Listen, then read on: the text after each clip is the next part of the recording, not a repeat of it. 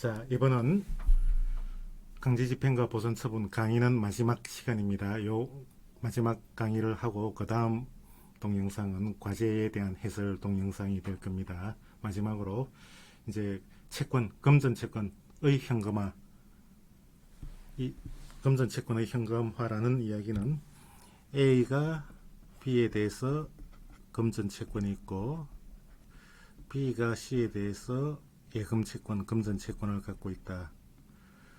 요걸 확보하기 위해서 B가 갖고 있는 책임재산, 부동산은 경매를 하고 예금은 추심 전부를 통해서 현금화해서 그 돈을 받는다. 부동산은 경매해서 돈으로 바꾸고 예금은 예금이란 권리는 추심 등을 통해서 현금화한 다음에 한다. 이걸 현금화한다는 이야기입니다.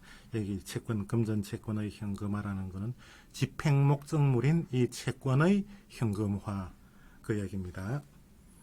자, 이 간단히 보면 요 이번 강의 시간에는 그 현금화하는 방법이 추심명령과 전부명령 두 가지가 있는데 그 개념에 대해서 간단히 설명드리고 이제 전부명령에 대해서 어떤 요건이 갖추어져야 하는지 그 다음에 추심명령에 대해서 추가로 필요한 부분 상세한 설명, 전부명령에 대해서 상세한 설명 요거 설명을 드리고 그 다음 페이지에 뭐가 있을까요? 다음 페이지는 뭐 이제 기타 온통 잡다구리한 거를 제가 설명을 드리고 요 강의는 끝내도록 하겠습니다. 자, 한번 봅시다. 사실은 이 부분이 상당히 한 페이지로 되어 있지만은 시험 문제에 아주 자주 나오는 부분이고 아주 양이 상당히 많은 부분입니다.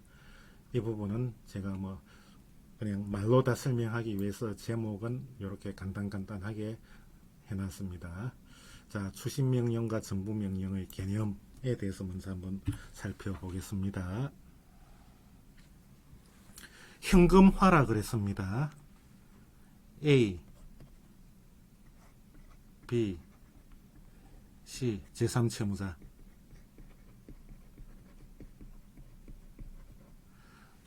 A는 원고, B는 피고 1억 원을 지급하라는 판결을 받았습니다. 판결.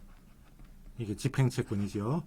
B는 C에 대해서 뭐 신한은행이라고 치고 1억 예금 채권이 있다고 칩시다. 요거를 현금화해서 요거를 회수하고자 하는 겁니다. 이 현금화하는 거 어떻게 하면 현금화할 수 있죠? 요거는 채무자 B의 책임재산인데 재산은 현금도 있고 동산도 있고 부동산도 있고 권리, 예금은 채권이죠. 권리죠. 권리입니다. 권리를 돈으로 바꿔야 되죠. 권리를 돈으로 바꾸는 게 현금화입니다.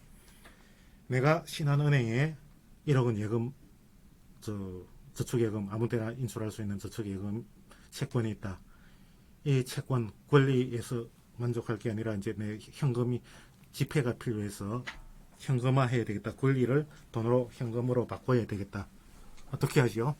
은행에 가서 단락하면 되죠. 추심하면 됩니다. 추심. 꼭 은행이 아니라도 물품 대금 채권이 있다. 가서 물품 대금 내놔 해서 돈을 받으면 되죠. 돈 받는 게 추심이죠. 임대차 보증금 반환 채권이 있다. 인도해주고 목적물 반환하고 보증금 돌려다오 해서 돈을 받으면 되죠. 그게 현금화입니다. 추심. 다른 뭐 특별한 거 이걸 경매하고 말고 부동산 같으면 경매를 하고 동산도 경매를 하고 하지만 이거는 현금화하는 게 너무나 간단합니다. 이걸 경매를 할 이유는 없지요. 가서 돈 달라 하면 됩니다. 누가? 이놈이. 근데 이 사람이 스스로 가서 돈 달라 해서 돈을 찾아서 법원에 갖다 줄 리가 만무하지요. 강제집행인데 채무자 B의 의사에 반해서 지금 현금화 시키는데 그러면 어떻게 하느냐? 법원이 현금화 방법으로 추심 권능, B가 채권자입니다. 추심할 수 있는 권리가 있지요. 그 권리를 추심권을 B로부터 뺏어서 A한테 준다. 요 추심명령이 그게 추심명령입니다. 요게 나오고 나면 이제 시은행에 가서 이 예금을 찾을 수 있는 권리는, 물론 예금 채권자는 여전히 B로 남아 있습니다만은 빈껍데기 채권자입니다. 돈을 찾을 권리, 추심권이 상실된 채권자이기 때문에 A가 C한테 가서 돈다오 추심 요구를 하면 법률을 잘 아는 은행은 A한테 돈을 줍니다. 주면 현금화가 되는 거죠. 현금화가 되면 이 돈은 A는 이 추심권이라는 거는, 추심명령은 추심 권한을 B로부터 뺏어서 A한테 준다. 그게 전부답니다. 현금화할 권리를 그냥 대리권은 아니지만 그 권능을 니한테 준다. 가서 현금화해서 갖고 오면 내가 배당을 해줄게. 그게 전부답니다. 추심해서 1억 원을 받았다. 원칙적으로는 A의 돈이 아니라 법원이 현금화하는 경매를 통해서 현금화하면 법원이 그 절차를 진행하지요. 근데 그것보다 훨씬 간단한 절차에서 현금화할 수 있으니까 그걸 법원이 직접 주재하지 않고 그 주재권을 니한테 줄 테니까 가서 현금화 해가지고 갖고 오너라 해서 현금화했으면 법원에, 집행법원에 갖다 내야지요. 그러면 현금화된 현금 갖고 집행법원은 마지막으로 배당을 통해서 채권자들한테 나누어줘서 만족을 얻게 한다. 그게 추심명령. 이게 채권 집행의 가장 원칙적인 방법입니다. 추심명령이라는 게 뭔 개념인지 알았죠? 법원에서 추심명령 내리면 요 채권 자체를 어떻게 처분하는 게 아니라 현금화 방법이 추심이라는 방법인데 B가 스스로 하지 않으니까 그 권한을 뺏어서 A한테 줘서 B 대신 가서 현금화해서 갖고 오도록 하는 그게 추심명령이고, 현금화하고 나면 요걸 배당을 통해서 이제 요 집행채권의 종국적 만족을 얻는 그런 제도입니다. 그러면 전부명령은 뭐냐? 이건 예외적인 거다 할 수 있는데 실제로 뭐 아주 자주 이용되기는 하는데, A 마찬가지로 B, C. 자, 1억 추심명령 받아서 A가 추심해서 법원에 1억을 딱 갖다 주었더니 배당을 할 때 다른 채권자가 전혀 없다는 겁니다. 그대로 A한테 돌려줍니다. 그러니까 추심명령해서 추심해서 법원에 갖다 주니까 법원에서 그 자리에서 내한테 배당을 1억은 이건 다른 채권자 없으니까 네가 다 갖고 가면 되겠다 하고 배당을 해준다. 요 추심명령 이렇게 하면 되는데 뭐 이거 좀 더 간단히 할 방법이 없을까 생각해 보니까, 그렇다면 이런 상황이라면 굳이 뭐 추심명령 해서 네가 추심하고 법원에 갖고 오고 배당하고 할 필요 없이 요 채권 자체를 양도, 채권자의 지위를, 아까는 추심 권능 맞는 게지만 채권자의 지위 자체를, 아예 채권 자체를 니한테 요 놈의 의사에 관계없이 양도해 줄 테니까 요 채권을 네가 취득하고 그 대신 그만큼 요거는 그 순간 변제된 걸로 해서 소멸하는 걸로 하자. 그게 전부명령입니다. 법원의 명령에 의한 요 놈의 의사에 반한 채권 양도. 그냥 추심명령해서 추심해서 갖고 가서 배당하는 거, 그거를 다 몰아가지고 그냥 한꺼번에 채권 이 자체를, 권리 자체를 내한테 넘기고 이걸 C한테 가서 지금 찾든 나중에 찾든 그건 뭐 알아서 하고, 이 권리가 넘어가는 대신 그냥 요 집행채권을 요 채권으로 대물 변제하는 겁니다. 말하자면 요걸 양도함으로써 요게 변제된 거, 요 채권으로 요 채권을 대물 변제해주는 개념입니다. 요 전부명령. 추심명령과는 다른 개념이죠. 추심명령은 추심하는 것 자체가 바로 변제가 아니고 현금화만 대신해서 나중에 배당을 전제로 하는 것이고, 요 전부명령은 그냥 대물 변제, 그런 개념입니다.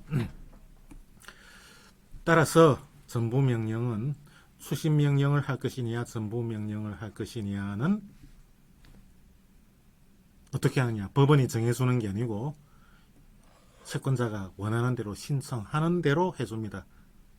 뭐 할래? 수신명령 신청하면 수신명령 내려주고 전부명령 신청하면 전부명령 내려줍니다. 근데 둘 다 항상 할 수 있는 거 아니고 수신명령은 항상 원칙적인 방법이니까 할 수 있는데 전부명령은 일정한 요건이 갖추어져야 할 수 있다. 권면액의 존재. 요게 얼마짜리인지 액면이 1억이라는 금액이 정해진 채권이어야 한다. 금액이 정해지지 않은 조건부 채권 이런 거는 전부 명령을 받을 수 없습니다. 왜 요걸 필요로 하냐? 요 1억 원하고 요 1억 원 똑같은 금액 대물 변제를 하려면 금액이 똑같이 맞추어져야 하지요.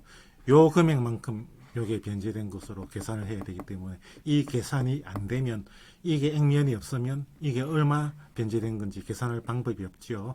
그래서 요걸 요건으로 하는 거고 요거는 뭐 대부분 다 문제가 안 되는데 요거 아까 말한 추심명령 받아가지고 현금화해서 법원에 갖고 갔을 때 다른 채권자가 없어가지고 이 사람한테 그대로 돌려준다.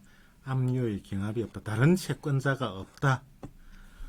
그렇게 돼야 이 사람한테 주지. 다른 채권자가 있어가지고 나눠줘야 할 것 같으면 이 사람한테 통째로 갖고 가라고 할 수가 없겠지요.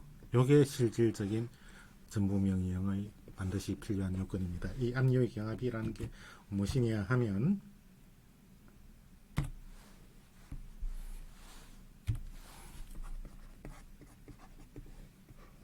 1억 지금 압류된 채권이 1억인데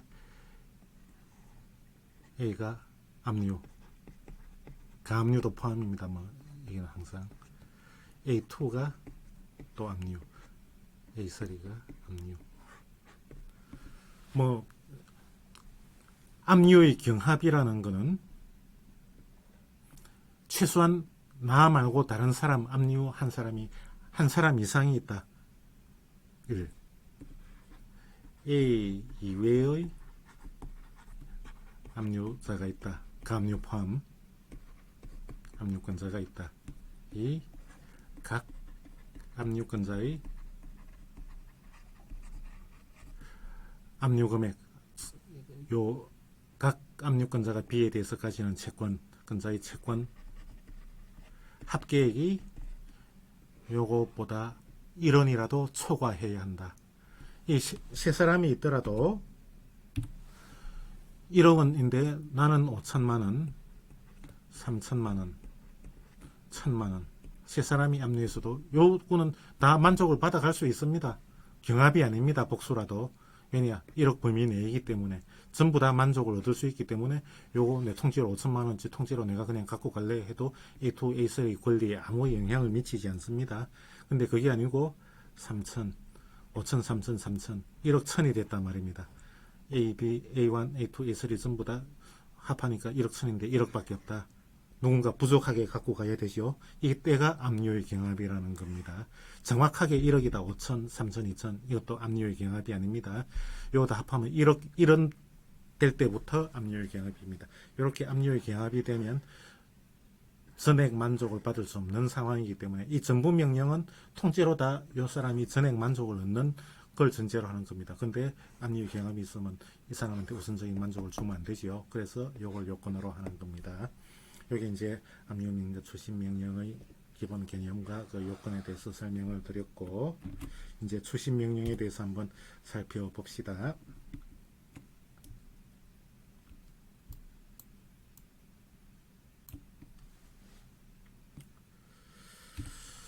A, B, C 요 예금 채권을 추심 명령을 받았다. 그러면 B는 1원만 채권자이지 실제로 행사할 수 없는 자고 A가 추심 권능을 행사해서 C한테 가서 받아와서 법원에 갖다 주면 배당을 한다 그랬지요. 요 추심 명령은 효력이 언제 채권 압류 및 추심 명령 이 채권 집행에서는 모두 종이 갖고 이루어집니다. 명령 법원의 명령에 의해서 이루어지는데 그게 모든 효력은 요 제3채무자 채권 가압류도 그렇고 채권 압류 명령도 그렇고 채권 추심 명령도 그렇고 전부 그 법원의 그 명령 법원의 재판이죠. 그 종이 결정서가 요 제3채무자 C한테 도달함으로써 효력이 발생합니다. 물론 이것도 결정이기 때문에 이게 뭐 잘못된 거다 요건이 안 됐는데 추심명령했다 하면서 항고를 해서 다툴 수 있는데 이거는 확정될 필요가 없습니다.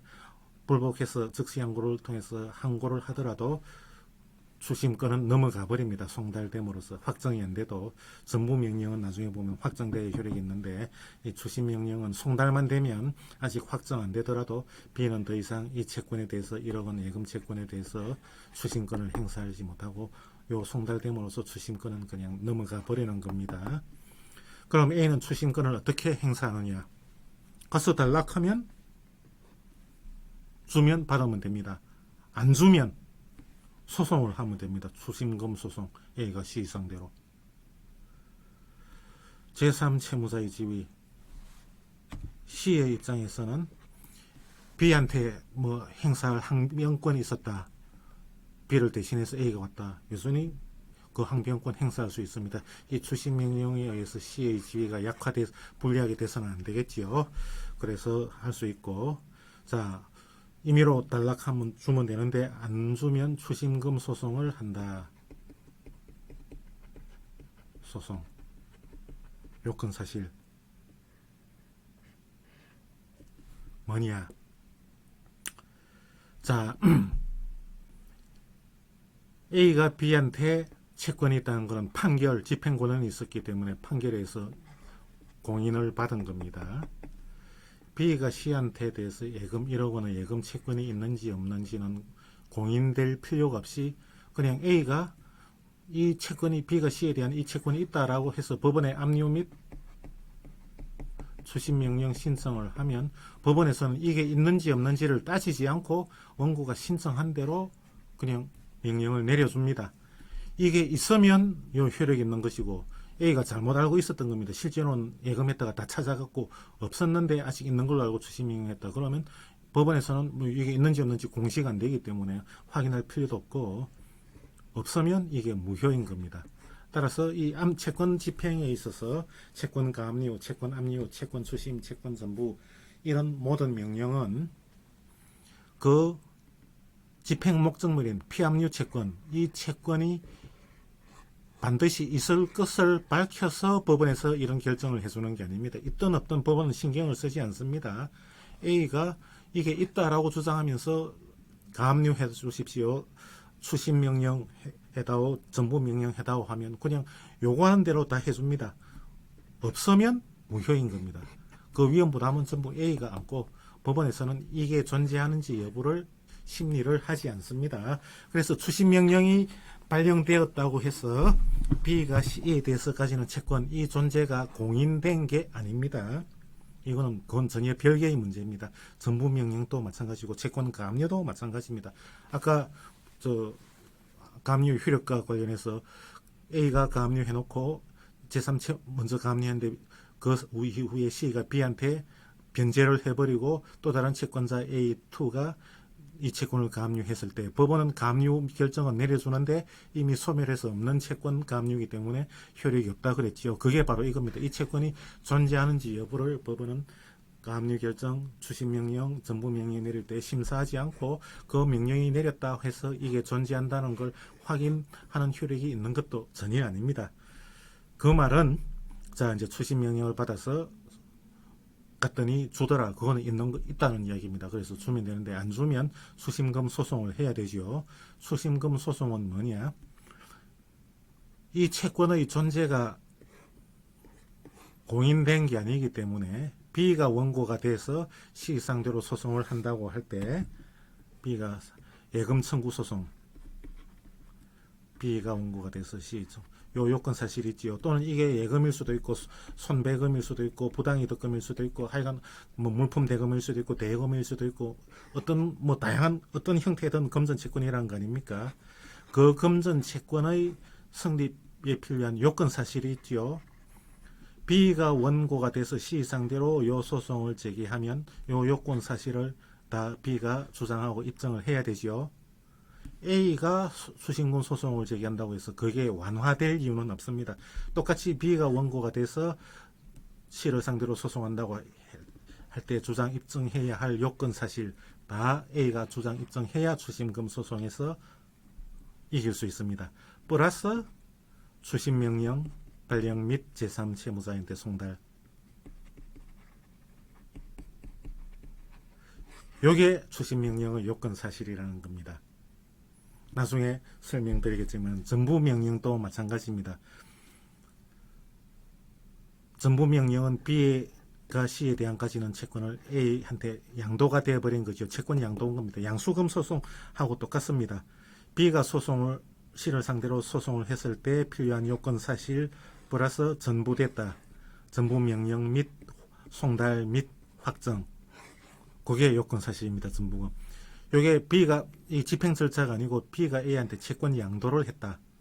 그때 A가 원고가 돼서 C 상대로 소송할 때 요 대여금 채권을 양도를 했다.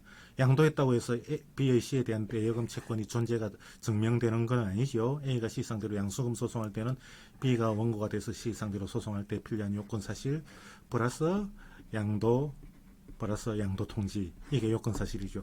똑같은 구조입니다. 추심금, 전부금, 양수금. 그 이야기입니다. 요걸 착오를 이렇게 만듭니다. 다음에 요게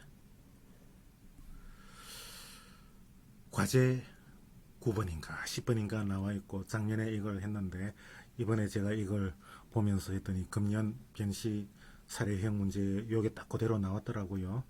근데 이건 사실 중요하기는 한데 이걸 과연 로스쿨 학생들한테 이걸 문제로 낼 만큼 그런 문제인가? 이거는 지금 현직 변호사한테 이 개념을 물어도 잘 모르는 변호사들이 아주 많을 텐데 중요하기는 한데 이런 것까지 로스쿨 막 졸업한 학생들한테 이걸 이해하고 있으라고 요구하는 게 적절한지 좀 저는 좀 의문이긴 한데 금년 1월달 시험에 이게 나왔더라고요. 보니까 자, 이 뭔 소리냐? C B가 C에 대해서 가지는 예금 채권에 대해서 추심 명령을 받아서 추심금 소송 제기했다. 그래서 스스로 달라니까 안 주니까 판결 원고 A, 피고 C, C는 A에게 1억 원을 지급하라. 판결을 받은 겁니다. 자, 판결을 받으면 이제 C가 주면 되는데 C가 안 주면 이 판결 갖고 또 C의 뭐 부동산 찾거나 뭐 찾아서 또 경매하고 해야 되겠지요. 뭐 그런 어쨌건 한데 이 판결을 받았습니다. 요 판결을 받아서 집행을 통해서 이 현금을 받으면 이게 누구 돈이죠?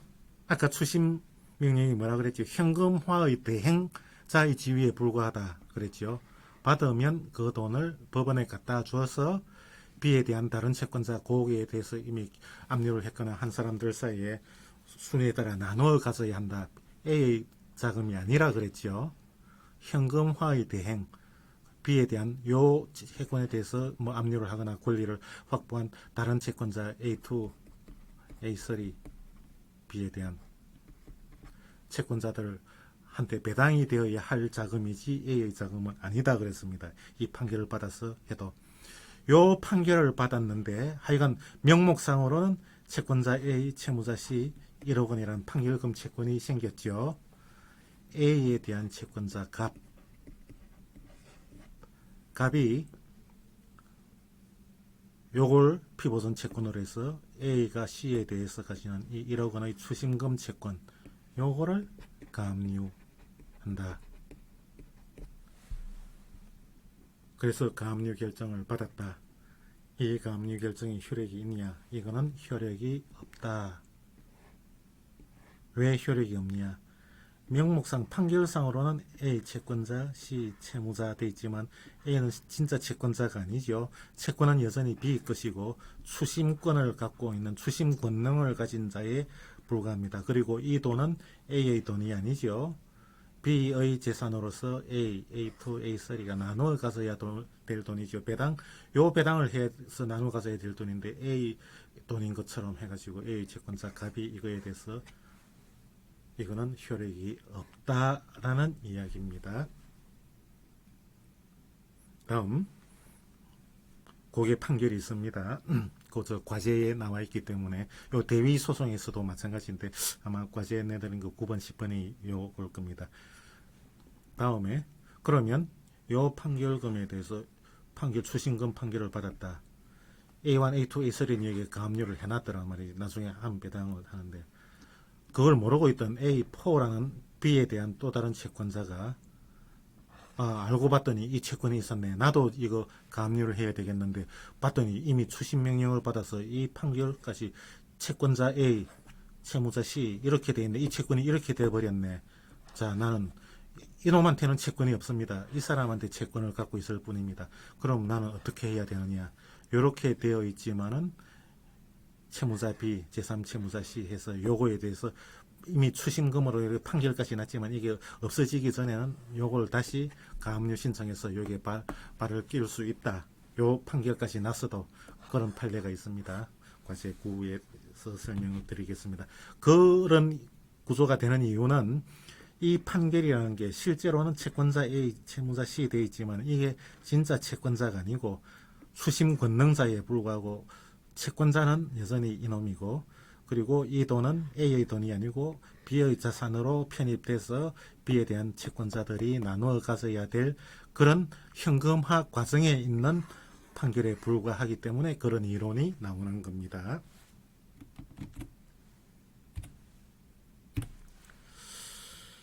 다음 목소리 추심 이게 뭔 소리냐 하면 A, B, C 요 채권에 대해서 A가 추심 명령을 받았습니다. 신청하면 내려주시오.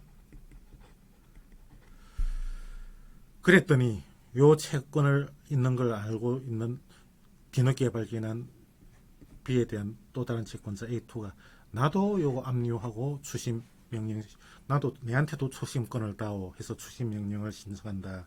그러면 법원은 어떻게 해야 되느냐 해줍니다. A3가 또 똑같은 신청을 한다. 또 해줍니다. 왜냐?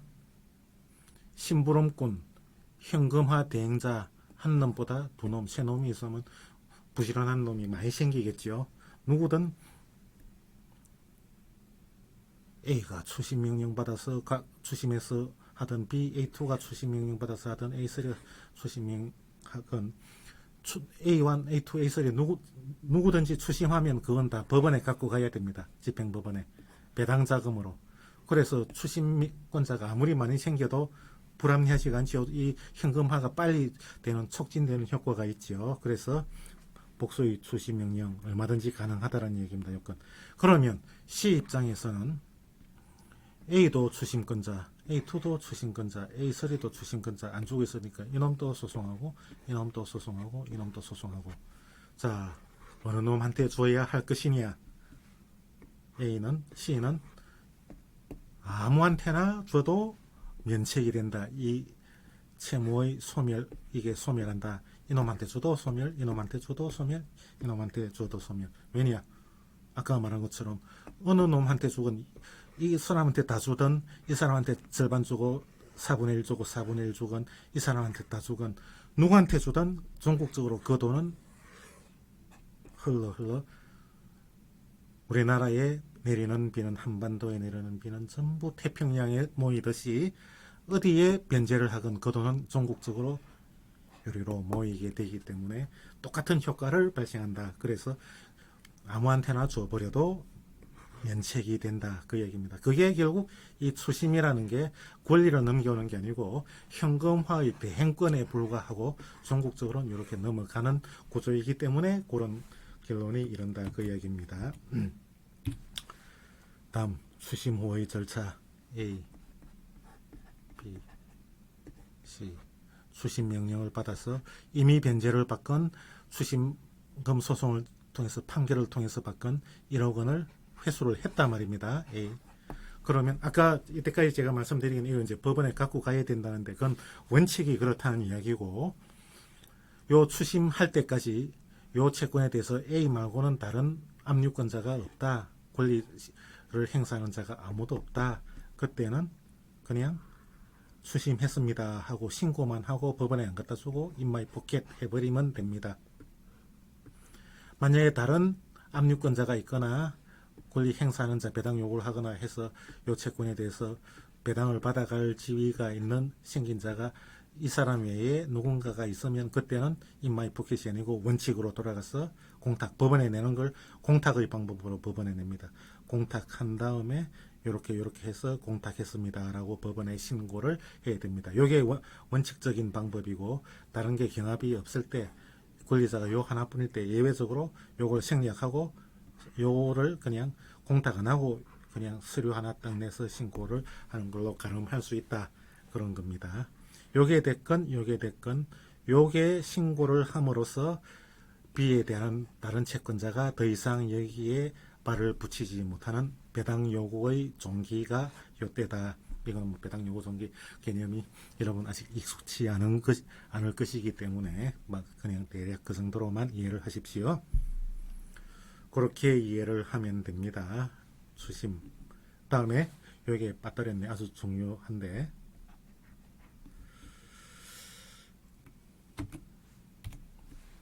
A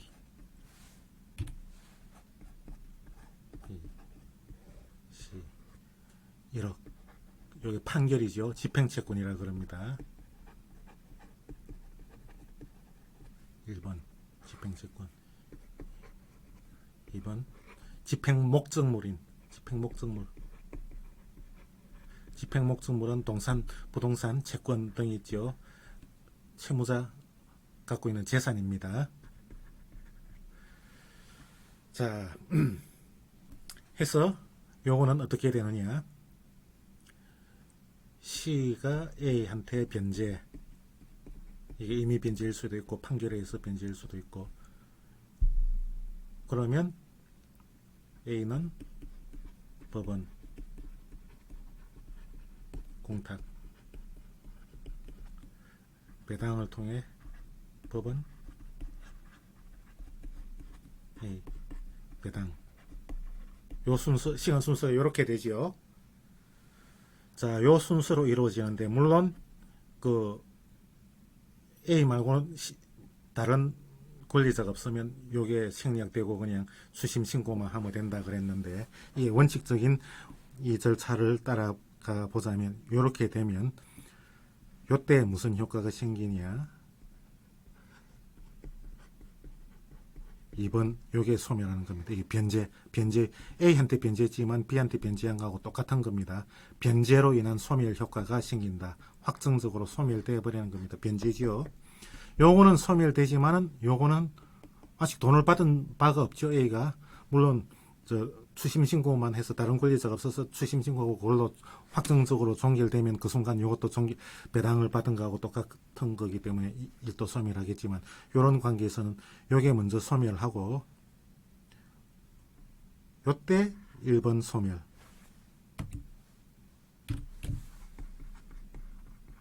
이렇게 시차를 두고 여기 상당한 시간 차가 있습니다. 이렇게 소멸의 효과가 생긴다는 겁니다.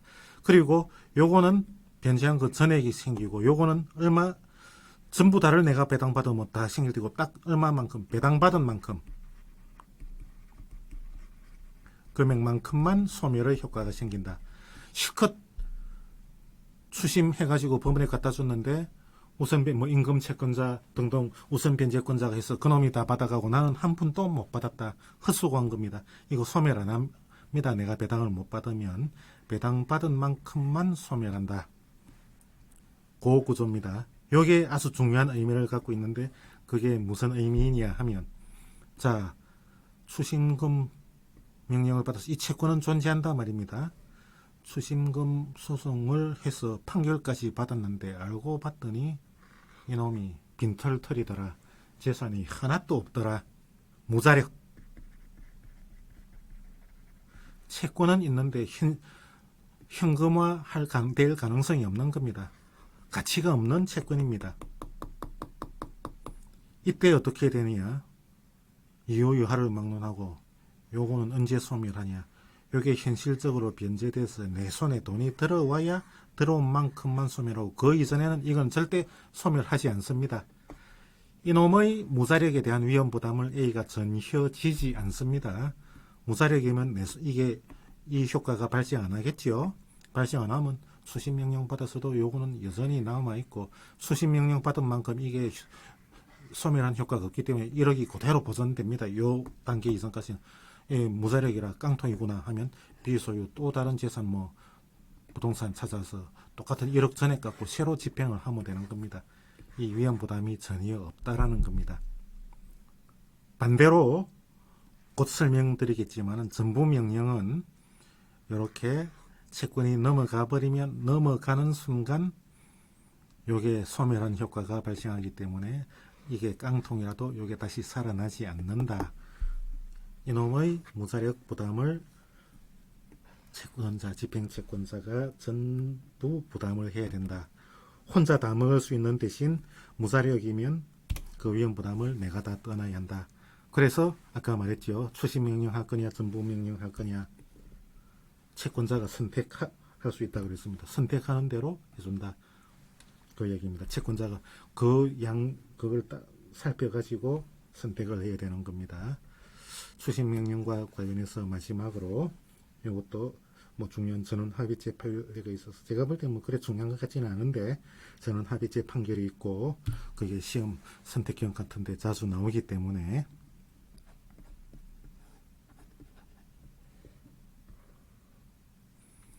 자, 요 예금 채권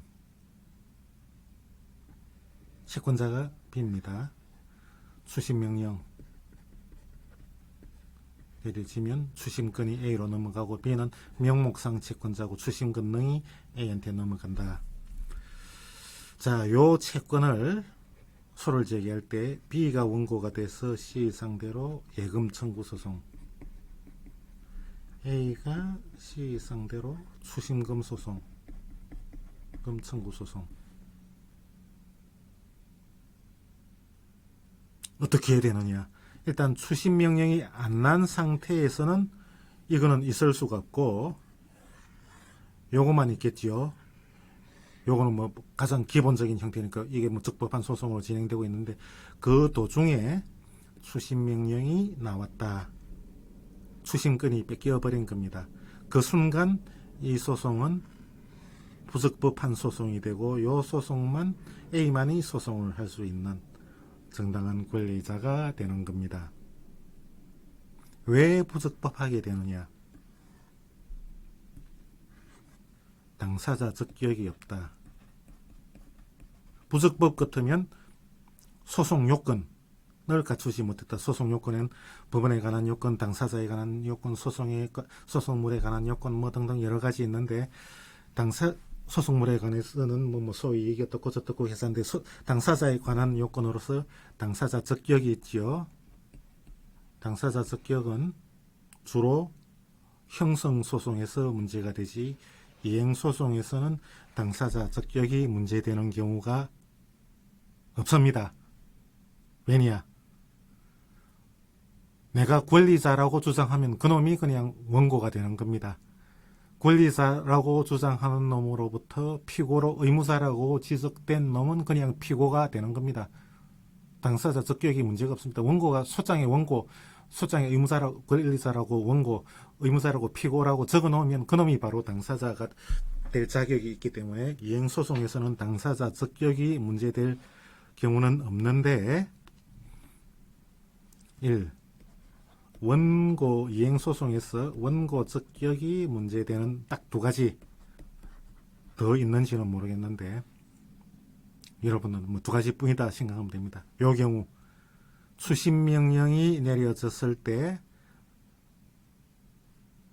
그 추심명령의 집행 채무자, 본래의 채권자 이놈은 채권자지만 추심 권능은 뺏긴 채권자. 추심 명령이 효력이 발생되는 순간 언제 효력이 발생됐다 그랬지요? 제3채무자한테 법원의 추심 명령이 송달되는 순간 추심 권능은 요리로 자동적으로 넘어가 버립니다. 그 순간 요 소송물에 대해서 B는 원고 적격 상실. 그게 첫 번째고 두 번째는 A 채권자, B 채무자, C 제3채무자, 무자력, 채권자 대위 소송, 피보전 채권, 피대위 채권 대위소송 A가 C 상대로 B의 권리를 행사하는 대위소송을 하는데 요게 없더라. 피보전 채권이 없더라.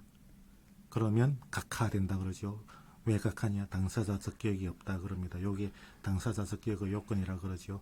요 두 가지 수심, 대위 둘 다 남의 권리를 행사하는데 요거는 요놈이 없어지는 거고 요거는 요게 없으면 이놈이 당사자 적격이 없다. 원고 적격이 없는 이행소송에서 원고 적격이 문제되는 경우는 요 두 가지뿐이다. 이 피고 적격이 없는 경우가 있습니다.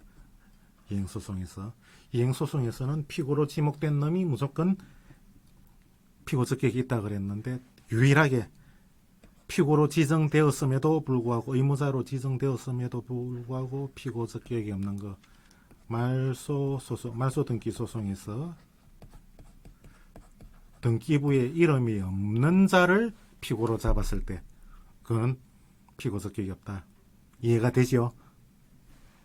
그게 당사자 적격. 그래서 이 경우에 수심 명령이 내려지면 이놈은 더 이상 당사자 적격이 없어서 이 사람이 하던 소송은 부적법한 소송이 되고 이 소송만 처음부터 수심 명령이 내려진 상태에서 이놈이 소제기해도 그거는 부적법한 소송이고 처음에는 적법했는데 도중에 이렇게 내려지면 그 순간 부적법한 소송이 되어버립니다.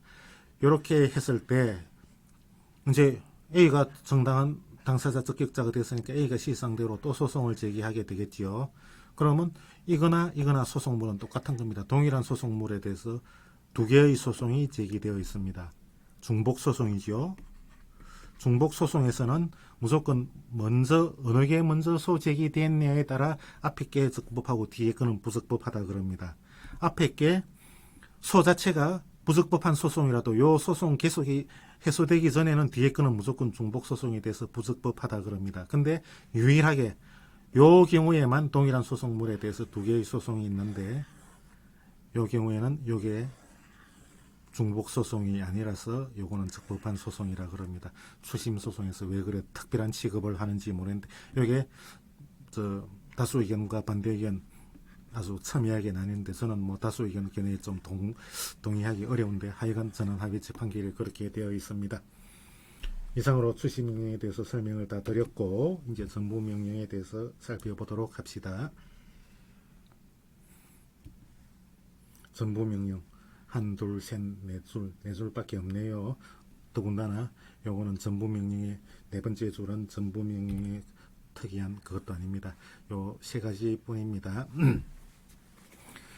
근데 중요합니다. 요거는 A, B, C 집행채권 1억 원 요 판결채권입니다. 예금 집행목적물인 1억 원의 채권. 자, 액면이 있지요. 요 채권에 대해서 다른 자가 아무도 압류 경합이 없습니다. 권리 행사한 자가 없습니다. 전부명령 신청해서 법원이 전부명령을 발령하면 제3채무자한테 송달합니다. 그러면 전부명령의 효과가 생깁니다. 전부명령이 언제 효력이 발생하냐 그거는 좀 이따가 설명드리고 그러면 전부명령이 효력 발생 시기가 돼서 효력이 발생하면 그 효과가 뭐냐 피전부 채권의 이전 요게 채권이 양도가 되어버린다. 주인이 바뀌어버린다. B에서 A로 채권이 양도가 되어버린다. 그게 첫 번째 효과고 두 번째 요게 양도되는 순간 대물 변제로 요거는 소멸해버린다. 요 두 가지 효과가 동시에 일어납니다. 양도됨과 동시에 요게 효과가 생긴다. 자, 그런데 제가 아까 말씀드렸지만 채권 가압류, 압류, 채권 전부 추심 신청하면 요게 있는지 없는지 따지지 않고 법원은 해준다. 있으면 그게 유효한 거고 없으면 그게 가압류 결정도 무효고 전부 명령도 무효고 추심 명령도 무효고 그런 겁니다. 요게 나중에 봤더니 전부 명령이 있었는데 없더라. 그러면 없으면 채권 이전의 효과가 안 생기지. 없는 채권이 이전될 수가 없지요. 그러면 이것도 소멸하지 않습니다. 그냥 외형상은 전부 명령이 해서 확정돼서 이 채권이 양도되고 이게 소멸한 것처럼 보이지만 나중에 보니까 이제 전부금 소송하고 할 때 보니까 이게 없더라 이미. 그러면 이 이전의 효과가 없는 채권이 이전될 수는 없지. 안 생기면 이것도 생기지 않습니다.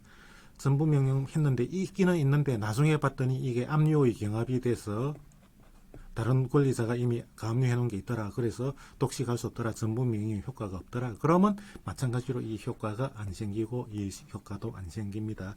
이 효과는 요 채권이 존재하고 이 전부 명령이 유효할 것을 이 효력이라는 거는 효력 발생 시기 그거는 뭐 따로 하는데 이 전부 명령이라는 게 요게 존재하고 전부 명령 요건을 갖추어서 이게 유효할 것을 조건으로 이런 효과가 생긴다는 겁니다. 이 효과.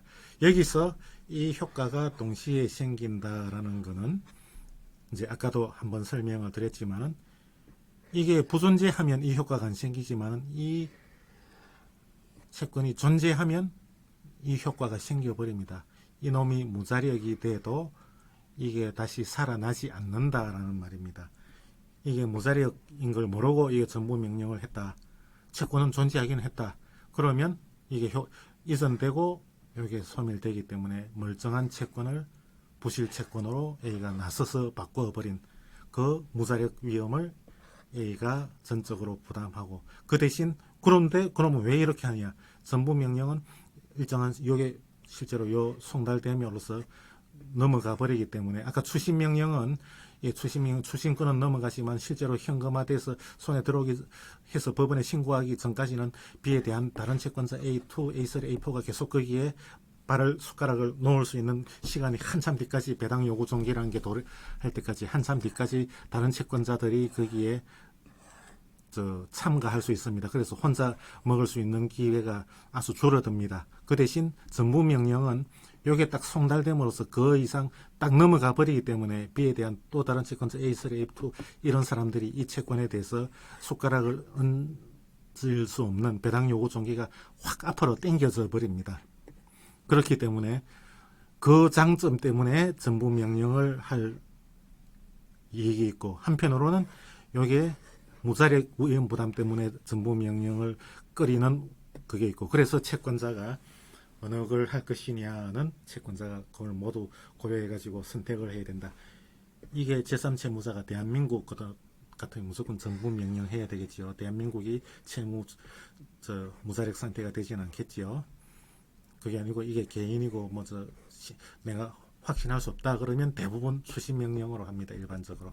이게 자력이 확실하면 전부 명령으로 하고 바로 그런 이야기입니다. 그게 이 효과 때문에 발생하는 겁니다. 그리고 아까 추심 명령에서는 이게 먼저 소멸하고 그 다음에 소멸하고 이게 소멸 안 할 수도 있다 그랬는데 전부 명령에서는 이거는 소멸하지 않습니다.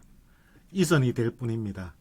이전이 됨과 동시에 이게 소멸하고 이게 소멸한 이 채권 자체는 주인이 바뀌어서 존속하고 이게 소멸하는 거는 C가 A한테 현실적으로 변제했을 때 소멸하지 순서가 바뀌는 겁니다. 추심 명령하고 그게 다르죠. 바로 전부 명령은 그런 차이입니다. 그리고 아까 말한 것처럼 이게 뭐 압류의 경합인데 압류의 경합인지 그게 나중에 밝혀지는 경우가 많습니다. 그래서 압류의 경합이 나중에 밝혀지면 이게 추심 명령이 무효가 되는데 제3채무자 입장에서는 이게 경합이 됐는지 안 됐는지 모릅니다. 전부 명령이 오고 확정됐다 하니 그냥 주위에 법무사한테 물어보니까 그럼 A한테 주면 된다 하더라 해서 줘버렸습니다. 근데 나중에 보니까 이게 무효더라. 무효인 전문가, 전부 명령과 준전유자에 대한 문제. 그때 과실이 없이 이렇게 전부권자한테 주면 준전유자에 대한 변제로서 요 채무의 변제의 효과, 채권 소멸의 효과가 생긴다 그 이야기입니다. 다음 이제 아직 봤더니 마지막 하나 효력 발생 시기. A가 B한테 C 모든 채권 집행에서 그 압류, 가압류, 추심, 전부 그거는 법원의 결정이 요놈한테 송달된 때 요때 효력이 발생한다 라고 규정이 되어 있습니다. 전부 명령은 제3채무자한테 송달된 때 효력이 발생한다. 송달되고 나면 법원은 여기 먼저 송달하고 그 다음에 당사 채무자 B한테도 송달합니다. 근데 이것도 즉시 항고로 다툴 수 있게 되어 있습니다. 불복을 하면 확정이 안 됩니다. 전부명령에 보면 확정 시 효력 발생. 조문이 두 개가 있습니다. 제3채무자한테 송달된 때 효력이 발생한다. 확정된 때 효력이 발생한다. 순서는 이게 먼저고 그 다음에 이게 뒤입니다. 무조건 그렇게 되어 있습니다. 그러면 이게 대간절 뭔 소리냐?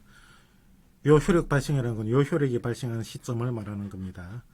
근데 이때 발생하는지 이 시기가 분명히 다릅니다. 대간절 뭔 소리냐? 이게 채권 집행에서는 이게 모든 게 원칙인데 전부명령에 대해서 따로 이렇게 요 규정을 따로 둔 거는 뭐냐 하면 추심명령 이런 것과 달리 전부명령은 이게 바뀌고 이게 소멸한 효과가 확정적으로 생겨버립니다. 근데 이게 생겼는데 나중에 보니까 이 명령이 전부명령이 하자가 있어서 항고심, 제항고심에서 파기돼서 취소되어 버린다. 그러면 확정적으로 생긴 효력을 다시 복귀시켜야 된다. 권리관계가 무지 혼동을 초래하게 되겠지요. 추심명령은 그럼 안 그러냐? 추심명령은 안 그렇습니다. 추심명령은 확정되지 않아도 효력이 발생하고 추심권 행사에서 A한테 가더라도 나중에 추심명령이 항고심에서 뒤집혀진다. 그럼 어떻게 되냐? 현금화된 걸 도로 B한테 줘버리면 됩니다. 법원에 어차피 간다 그랬지요. 그게 회복 불가능한 상태가 안 돼. 어차피 B가 추심해야 될 걸 다른 놈이 추심해서 법원에 갖다 줬으니까 추심명령이 무효다 하면 다시 B한테 줘버리면 되는 겁니다. 근데 전부명령은 성격이 다르죠. 그냥 채권 주인이 바뀌어버리고 이거는 없어져 버린 겁니다. 그걸 다시 살릴 수가 없습니다. 그래서 신중히 해야 되겠지요. 이게 나중에 전부명령이 무효로 해서 이걸 다시 확정적으로 넘어가고 이게 소멸했던 걸 다시 도로 돌려주고 이걸 다시 살아나게 하고 이거 무지무지 권리관계가 복잡합니다. 그래서 더 이상 뒤집어질 가능성이 없을 때 이 효과가 발생하게 하자 해서 이 조문을 둔 겁니다. 근데 문제는 이 두 가지 시점이 달라서 문제가 되는 겁니다. 그러면 이 효과가 언제 발생하냐? 확정될 것을 조건으로 확정되면 이때로 소급해서 이때 이 효과가 발생한다. 그 이야기입니다. 지금 시간이 많이 지났기 때문에 제가 과제로 내놓은 문제 중에 어딘가 요걸 예를 들어서 설명하는 부분이 있으니까 이제 추가 설명은 그때 하기로 하죠. 요걸로서 전부명령에 대한 설명은 마치기로 하고 마지막으로 요거는 양도금지, 본래 양도가 법률적으로 금지된 거는 압류도 안 되고 전부 이런 게 안 되게 되어 있습니다. 압류금지 채권이 있고 양도금지 채권이 있는데 압류금지 채권은 압류 자체가 안 되고 양도금지 채권은 전부명령, 이게 채권 양도라 그랬죠. 채권 양도가 안 되기 때문에 전부명령도 안 되고 무효입니다. 전부명령이 내려지더라도. 근데 그게 법률상이 아니고 당사자 B와 C 사이 합의에 의해서 양도금지 특약이 있다. 이 채권은 우리 양도 못하게 하자는 특약이 있는데 A가 그걸 양도받겠다면서 전부명령을 신청해서 전부명령을 받으면 어떻게 되느냐. 이거 당사자의 의사표시에 의한 양도금지 특약은 채권 집행 단계, 강제 집행 단계에서는 효력을 마치지 못한다. A가 그 내용을 다 알고 악의의 그 내용을 알고 있는 A가 전부명령 신청해서 전부명령이 났더라도 그는 적법하게 전부가 된다. 그 이야기입니다. 이상으로 전부명령에 대해서 다 마쳤습니다. 다음 간단할 줄 아는데 다음 주제가 또 만만찮은 한 페이지짜리인데 상당히 좀 의미가 있는 것이라서 다시 다음 동영상으로 넘겨야겠네요. 이 강의는 여기서